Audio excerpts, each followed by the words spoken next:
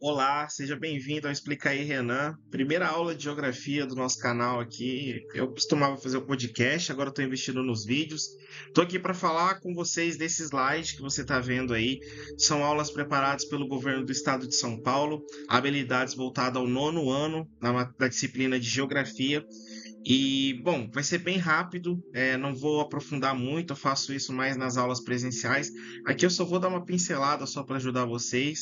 Por último e não menos importante, já segue aí, se inscreve no canal. Vou postar muita coisa, provavelmente não vai ser só temas de geografia, vai ter temas de outras áreas das ciências humanas e outras coisas também que talvez eu sinta vontade e tenha tempo para fazer. Bora para a aula.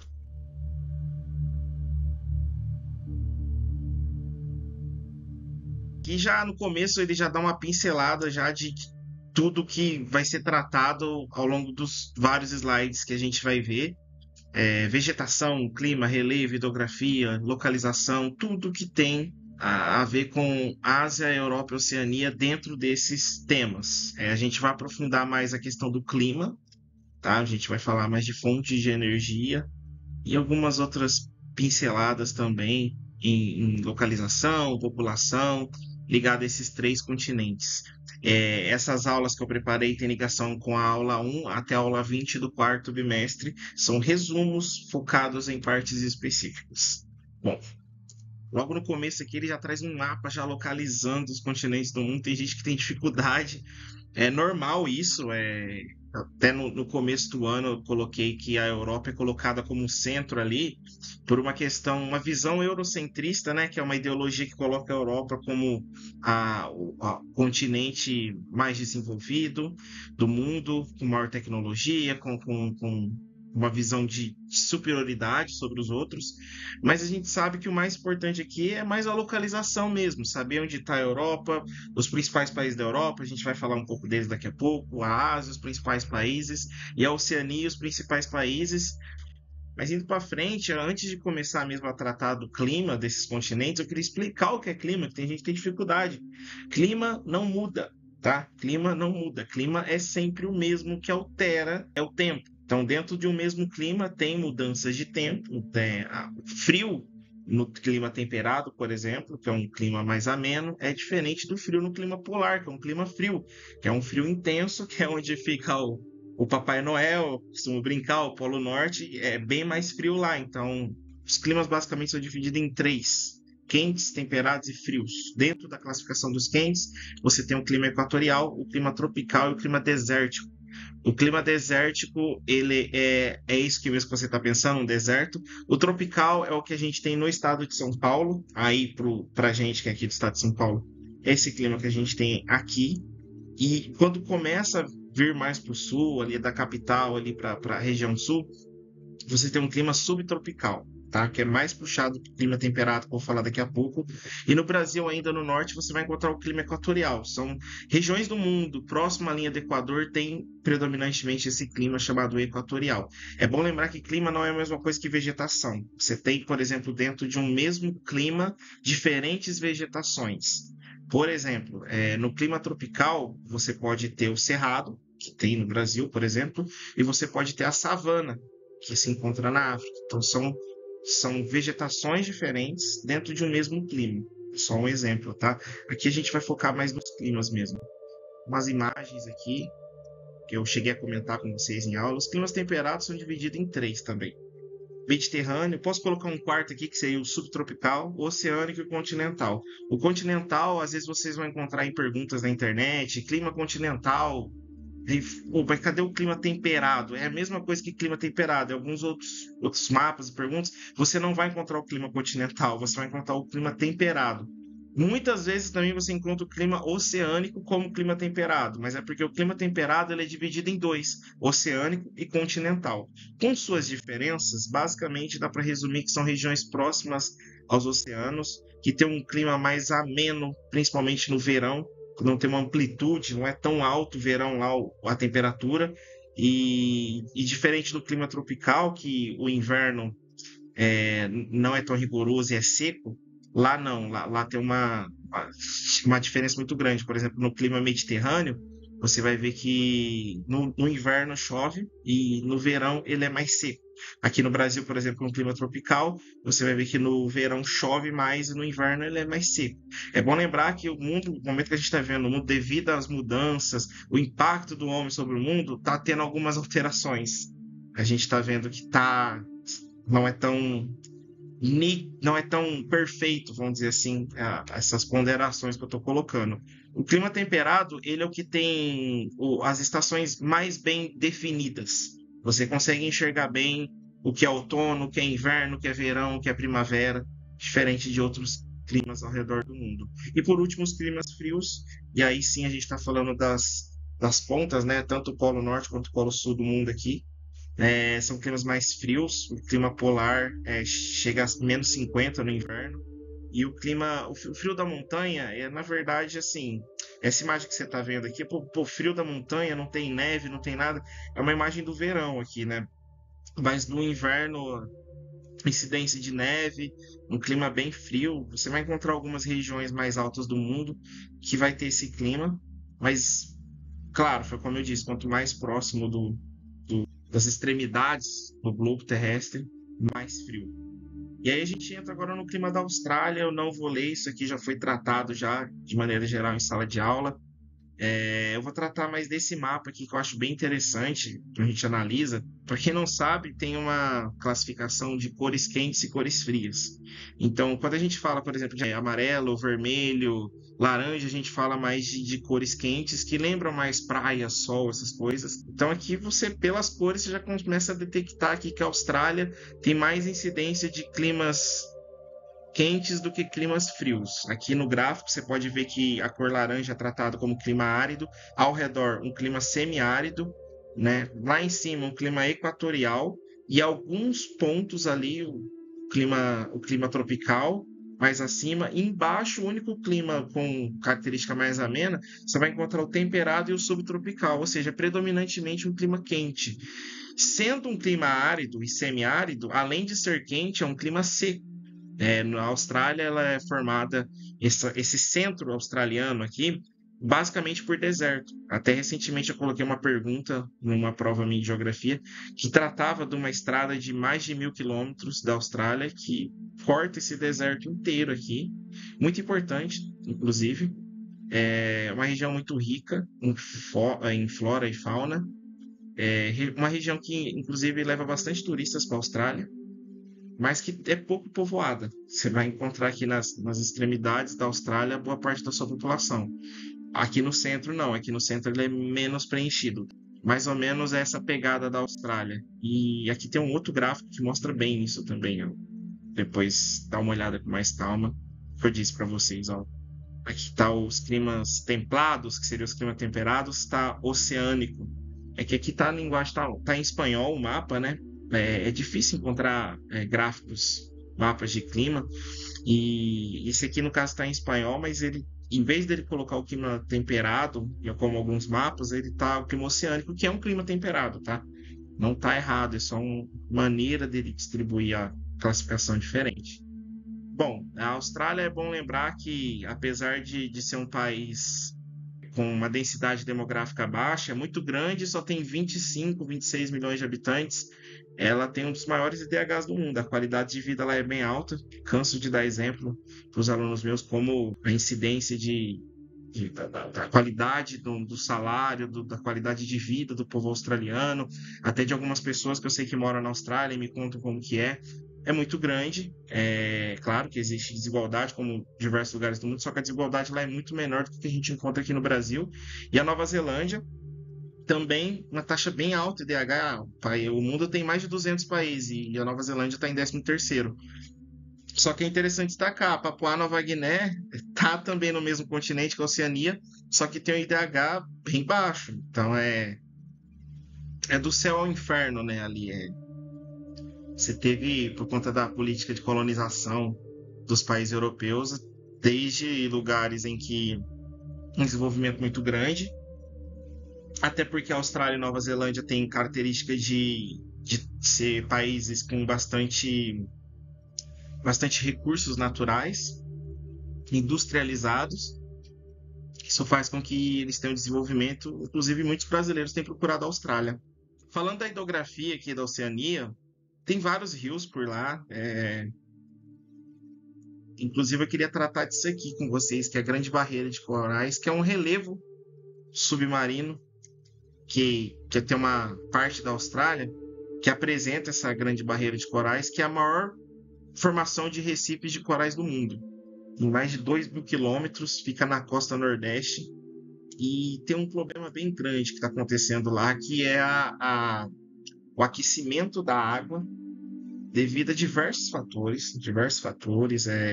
Está levando com que esses corais estejam morrendo, e isso gera uma preocupação local e uma preocupação do governo australiano, mas a preocupação do governo australiano é por conta do quê? Essa barreira de corais, ela leva muitos turistas para lá.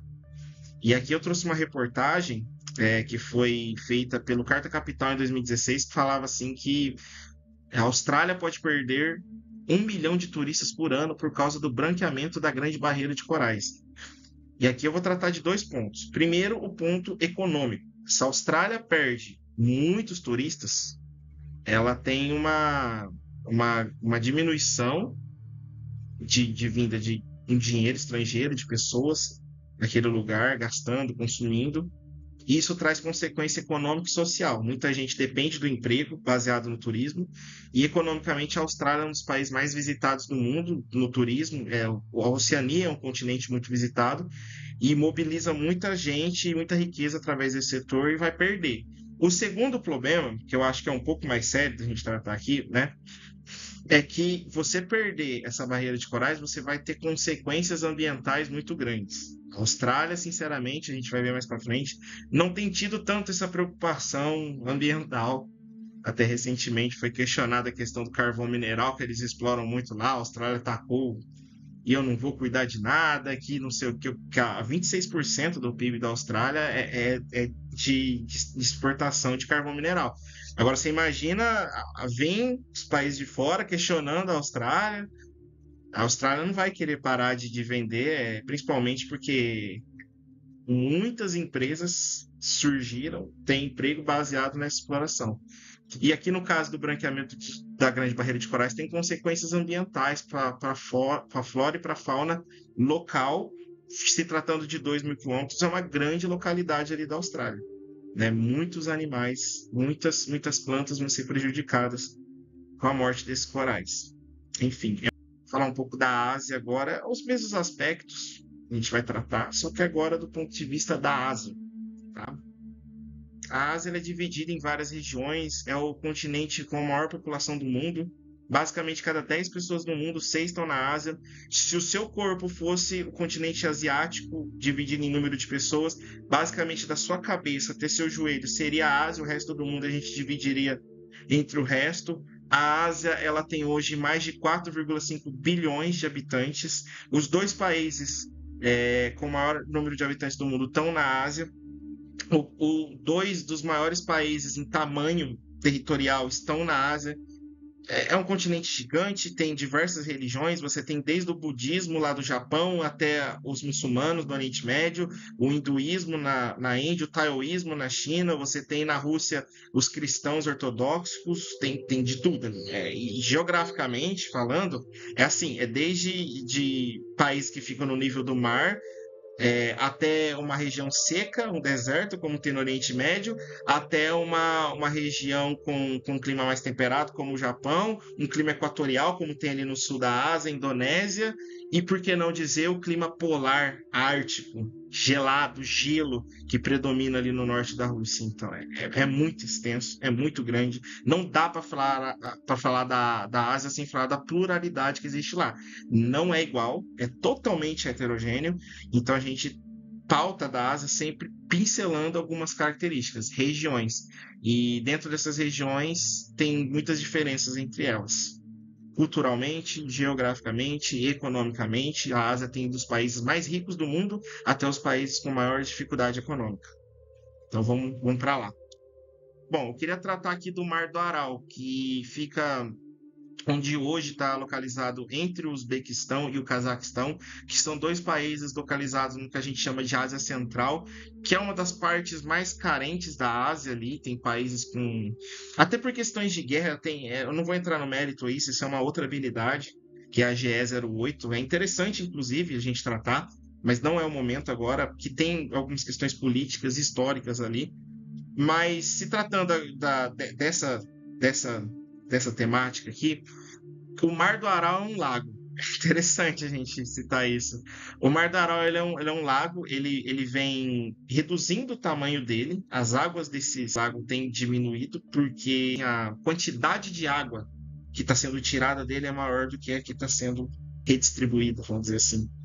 É um clima desértico ao redor ali, dessa região, e esse está sendo um dos piores desastres ambientais que está acontecendo no mundo. Eu, particularmente falando, não conhecia, passei a pesquisar muito sobre e eu estou extremamente assustado. Vou trazer um outro mapa aqui. Isso aqui era o Mar do Aral na década de final dos anos 90, ali, 1989. Era um lago, né, normal, lindo, maravilhoso, enfim. E aqui o Mar do Aral em 2008. Não faz muito tempo, faz 14 anos, 15 anos. O Mar do Aral ele tem passado por uma mudança na sua característica física. E isso aqui que você está vendo aqui, marrom, é terra. Tá? Então, o que eu estou querendo dizer é que está secando. O motivo disso acontecer, e o principal motivo desse desmatamento, é a utilização dessas águas do Mar do Aral para irrigação de algodão. Tem plantações de algodão aqui ao redor. Não são poucas, são muitas. E para conseguir colocar água para esse algodão conseguir enraizar, crescer, para efetivamente produzir, produzindo, ser vendido e ser vendido, sendo usado como matéria-prima para as roupas que a gente usa, né? Esse algodão, ele está sendo usado a água para irrigar esse algodão. Isso está causando um desmatamento muito grande. Depois que isso foi observado, está tendo umas políticas de preservação desse local, porém tem umas imagens meio chocantes na internet. Eu reduzi esse slide para ficar mais dinâmica a aula, mas vale a pena depois dar uma olhada no estrago que está sendo feito nessa região. E é uma consequência, um impacto socioambiental que o homem está causando, né, no continente asiático. Bom, vamos falar do Oriente Médio.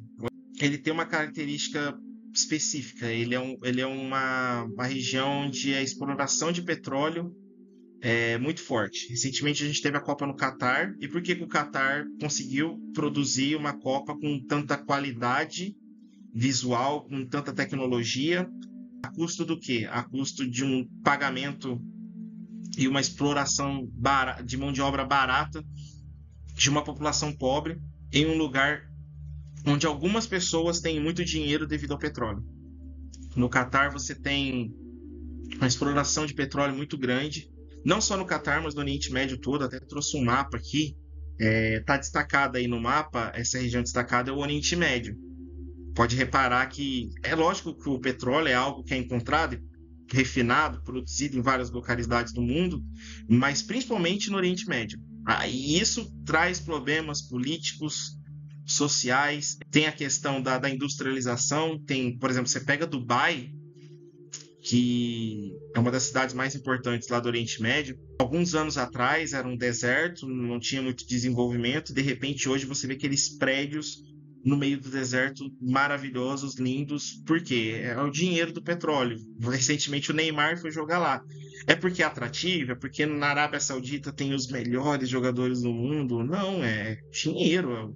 O salário que é pago para ele é muito alto, mas esse salário é pago por donos de clube que normalmente são sheiks dono desse petróleo.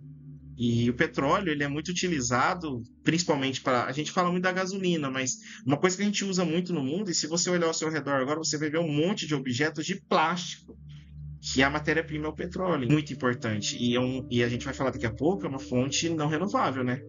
Petróleo, você não planta uma arvinha de petróleo ali do lado do feijãozinho com algodão.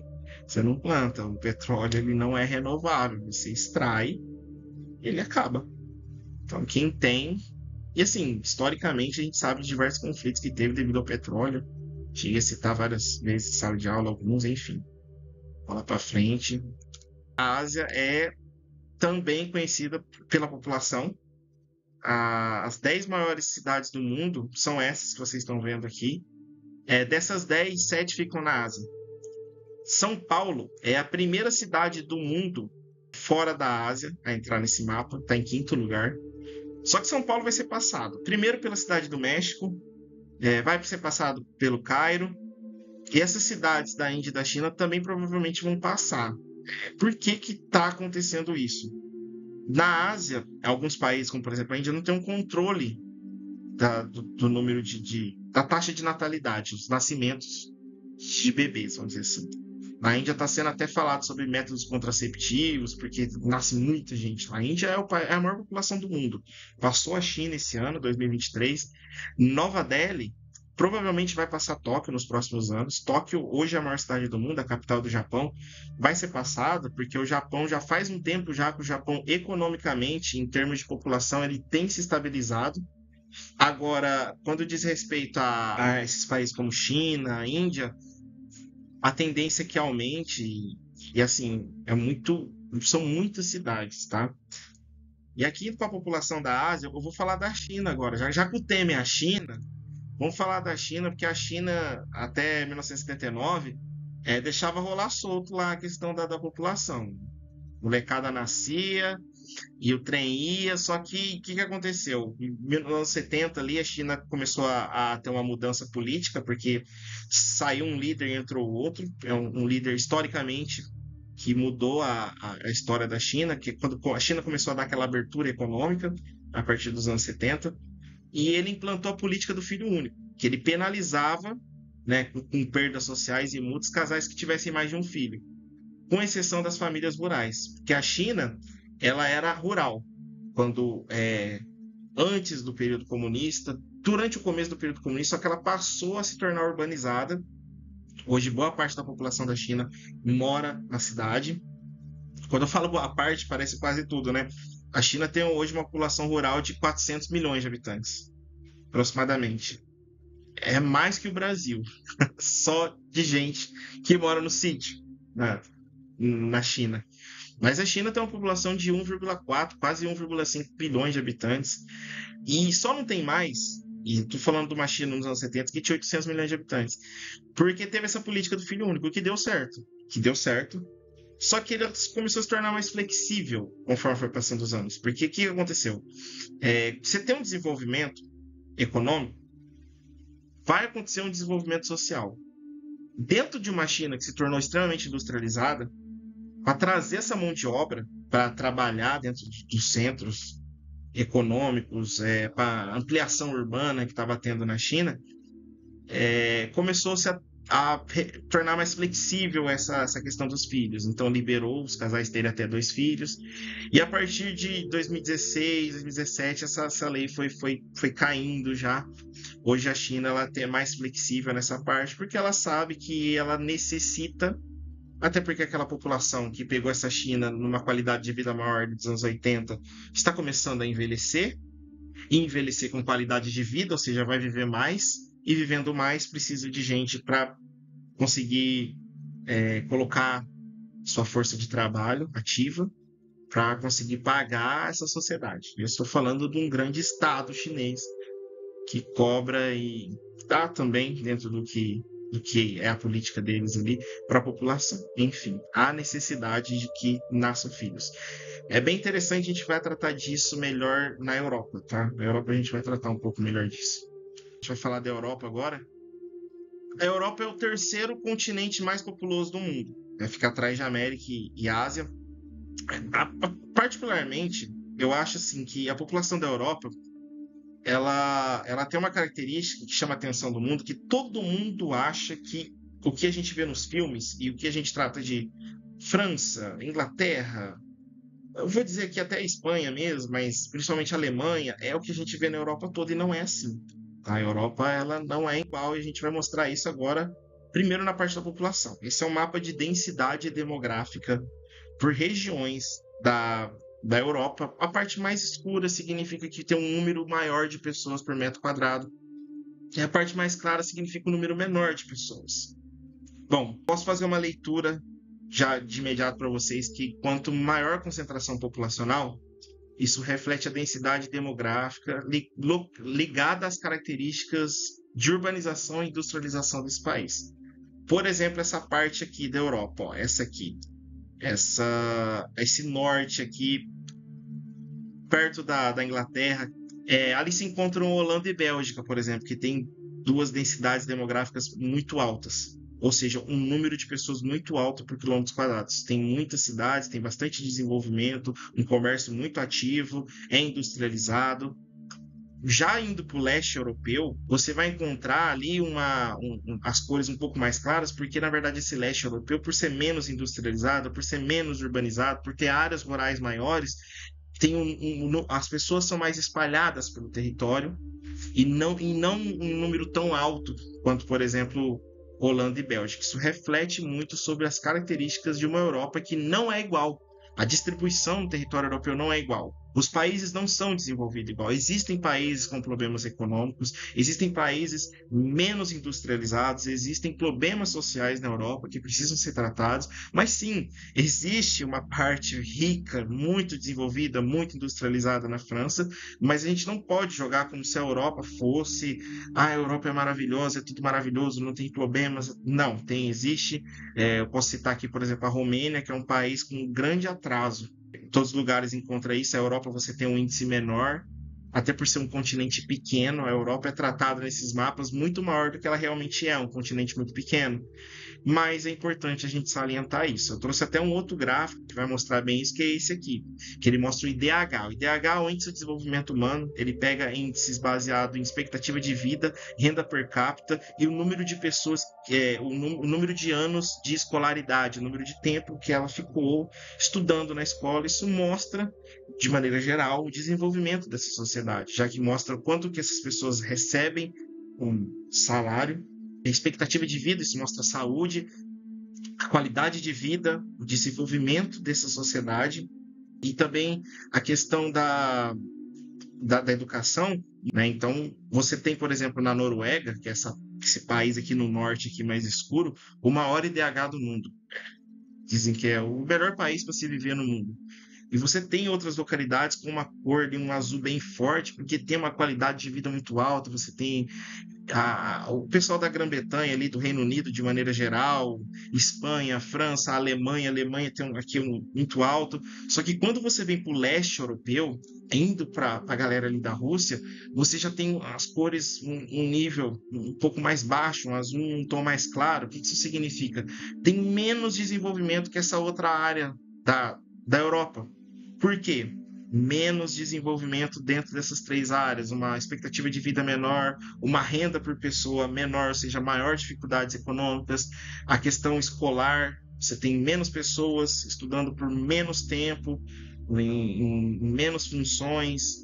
A Alemanha, por exemplo, tem um nível de pessoas que se formam na faculdade muito alto, um índice muito alto. Já em outros países você não encontra isso.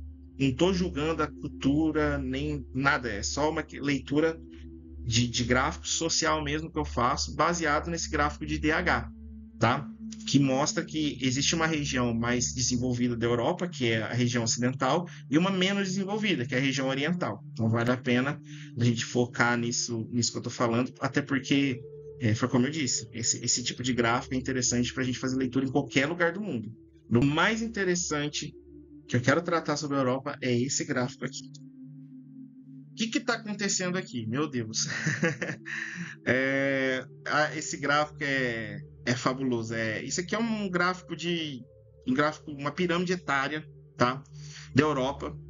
É engraçado que se pega pirâmide etárias de países.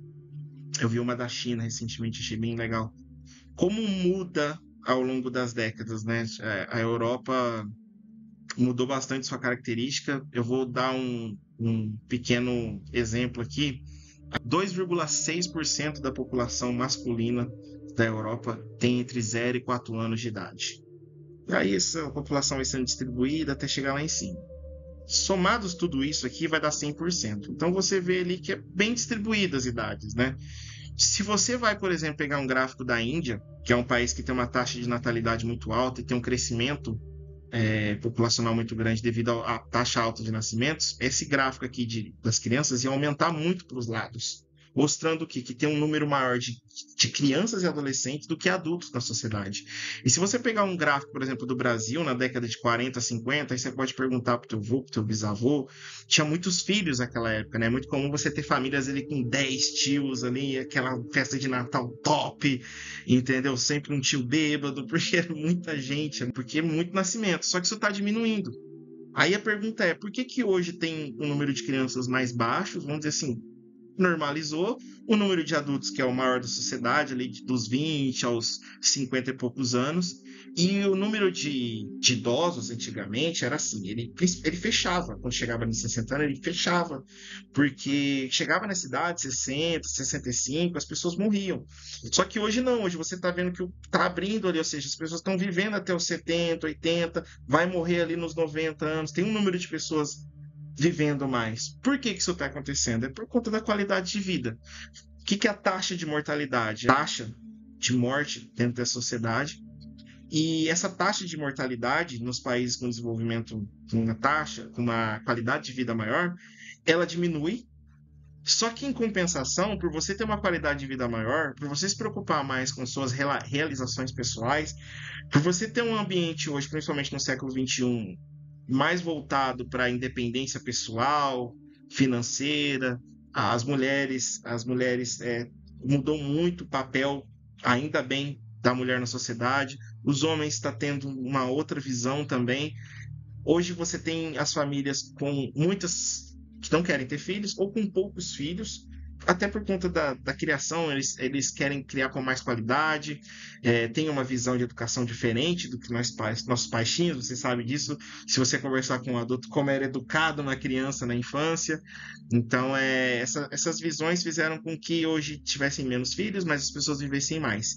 Então, você tem uma taxa de número de crianças menor, os adultos de hoje serão os idosos de amanhã e está nascendo menos crianças. Isso faz com que esse gráfico, que era assim, que era uma pirâmide mesmo, aqui a ponta com poucos idosos e a base com mais crianças, vai diminuindo e vai formando um corpo mais reto, porque mudou a sociedade. Esse gráfico principalmente reflete a qualidade de vida que aumentou nos países da Europa. É bom lembrar que tem diversos motivos para ter uma taxa de mortalidade alta ou baixa e uma taxa de natalidade, que é o de nascimentos, alta ou baixa. Tá? Então tem que tratar especificamente cada um. Mas esse gráfico aqui eu vi do Japão e da Europa e cabe essa análise. Tá bom? Vamos falar dos impactos socioambientais na Europa. Está acontecendo muito disso, porque a gente falou de uma Europa que tem partes industrializadas. E, bom, depois da Revolução Industrial, essa imagem aqui é do rio Tamisa, que é um rio na Inglaterra, que era poluído até os anos 60 do século passado. E aí o governo foi tratar desse rio e hoje é um lugar onde a população pode, vamos dizer assim, desfrutar do lugar, mas que durante muito tempo foi tratado como o rio mais poluído do mundo. E essas políticas socioambientais é por conta dos impactos socioambientais, e aí se liga na frase, impactos socioambientais, ou seja, problemas causados pelo reflexo do homem, da ação do homem no ambiente, no meio ambiente. Eu posso citar aqui desertificação, chuva ácida, incêndios florestais e desmatamento. A chuva ácida, por exemplo, que aconteceu nas Ilhas Canárias, que ficam na Espanha, ela causou, vou mostrar a imagem aqui para vocês, isso, ela causou a queda das folhas da árvore, a queima, e também causou essa corrosão nas estátuas, nessa estátua aí no caso, e isso é um problema recorrente em vários lugares do mundo, no Brasil recentemente teve também, mas principalmente porque o que é a chuva ácida? A chuva está lá em cima, pronta, se formando para precipitar, para cair, e dentro daquele ambiente existe um nível de acidez muito alto devido à poluição do ar. E quando ela cai, ela traz consigo vamos dizer assim, os dejetos, os poluentes que estão no ar, e cai trazendo uma água com pH altíssimo, ou seja, tóxico, e isso faz com que corroa onde cai, prejudicando o ambiente onde acontece a chuva. Isso acontece com mais frequência do que parece, tá? Então é bom ficar esperto. Chuva ácida. Também tem a desertificação, outros aspectos, mas eu quis focar nessa. Eu achei bem interessante. Bom, falando da vegetação, do clima da Europa, eu queria falar principalmente do clima temperado, que é predominante na Europa. É o clima temperado, que é um clima ali que pode ser dividido em dois, oceânico ou continental, como eu disse anteriormente. Ele apresenta 4 estações bem definidas, tá? E ele tem variações ali de 25, 30 no verão e desce até -5, -10 no inverno. A média de 15 graus. Sabe aquele tempo em abril gostoso? Você sai, aquela camiseta, você não tá com calor, você não acorda com calor. É um clima diferente do Brasil. Até trouxe um meme aqui evidenciando isso. Uma brincadeira que eu costumo fazer, porque eu peguei esse meme na internet. E aí a página tratou assim, né? Quando você vê os memes dos europeus reclamando da onda de calor, mas as temperaturas de no máximo 31 graus. Mas na sua cidade isso é uma temperatura normal. São 3 da tarde, 4 da tarde, tô gravando esse vídeo. Deve estar fazendo uns 34, 35 graus lá fora. Eu tô com o ventilador ligado aqui, porque tá muito quente. E patético. Você não suporta esse calor. Mas por que que o europeu sofre quando tem e hoje está acontecendo na Europa chegar às vezes a 35, 37 graus e eles sofrem? Porque eles não estão acostumados. O clima deles é temperado. A pergunta é por que está acontecendo isso? Você sabe a resposta. Crescimento global, mudanças devido a constante mudanças de eventos climáticos que acontecem no mundo também intensificam isso, mas tem diversos fatores que estão fazendo com que as temperaturas mudem. Mas em geral é isso, tá? Em relação à Europa. Vamos falar da Oceania, trazer os recursos naturais da Oceania. Agora a gente vai começar a entrar nos recursos naturais e fontes de energia já para fechar essas aulas. A Oceania, ela tem na Austrália aí, grande exportação de minérios, exporta inclusive muitos minérios para a China. Nessa imagem aqui você vê algumas figuras de recursos naturais, renováveis e não renováveis. Por exemplo, o carvão mineral, que é um recurso não renovável. O sol, representando a energia solar, que é um recurso renovável. O petróleo, que é um recurso não renovável. As árvores, é aquela questão, se você não plantar as árvores, sofre um desmatamento muito grande hoje das árvores, mas aqui dentro do nosso slide ela é considerada um recurso renovável, que você planta ela, enfim. O ouro, que é um minério, para quem não sabe, o ouro é retirado da terra, né? E é um recurso não renovável também, e a água, que por hora é um recurso renovável que a gente tem, bastante utilizado no Brasil, na fonte de energia. Mas como a gente vai tratar de Ásia, Oceania e da Europa, não vamos tratar do Brasil, bom? Então, indo para cá, a classificação que eu falei para vocês, luz solar, água, solo, florestas, biomassa são classificados como energias, recursos naturais renováveis, tá bom? Bom, vamos para frente que eu quero tratar disso aqui agora, ó. A Austrália rejeita acordo e diz que venderá carvão por décadas. A Austrália não assinou compromisso para eliminar o uso de carvão nas próximas décadas, assim como a China e os Estados Unidos. Eu estou falando aqui de 2 dos países mais ricos do mundo, que é a China e os Estados Unidos, e a Austrália, que é o país mais desenvolvido da Oceania, um dos países mais desenvolvidos do mundo, apesar de estar localizado, entre aspas, no Oriente, ali no leste, no mapa do mundo, é considerado um país ocidental, matéria tratada no primeiro bimestre nosso. Pelas suas características culturais, tá?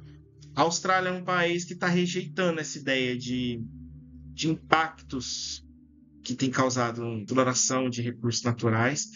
E o carvão, que hoje é a energia mais utilizada, a fonte de energia mais utilizada do mundo, hoje é o carvão mineral. A Austrália é um dos maiores exportadores do mundo, então imagina o impacto disso na economia na Austrália. Então, daí a rejeição deles. Só que por conta disso, a Austrália é apontada como nova vilã do clima. É interessante, né? Isso foi uma reportagem da Veja em setembro de 2021, falando disso.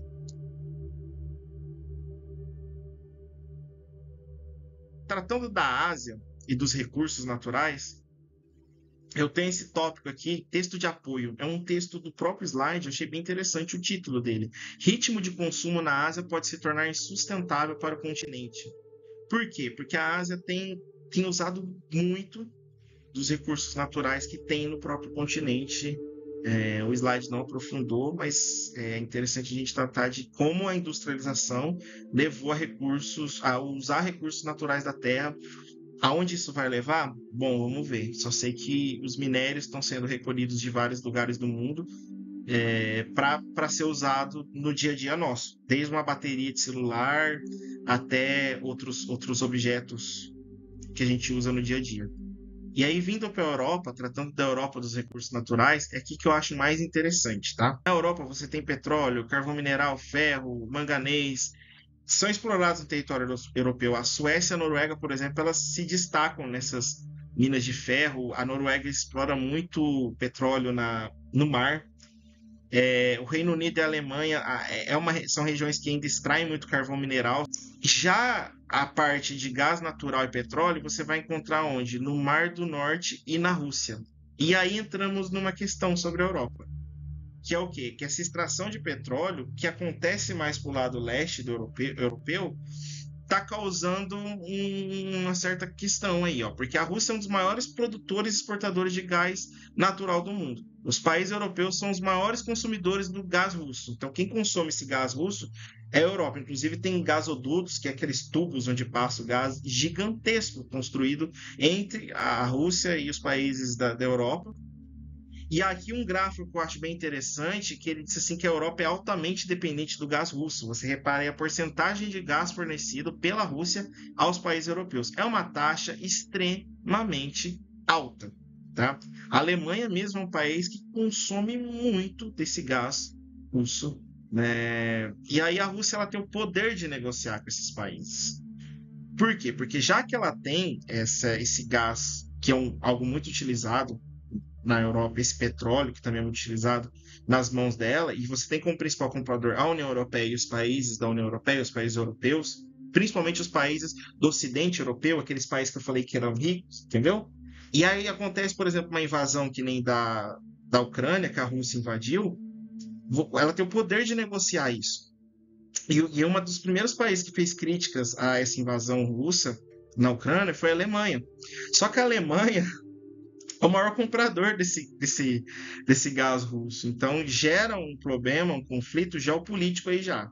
Um outro gráfico aqui, bem interessante, que é esse aqui, que é os maiores exportadores de gás natural.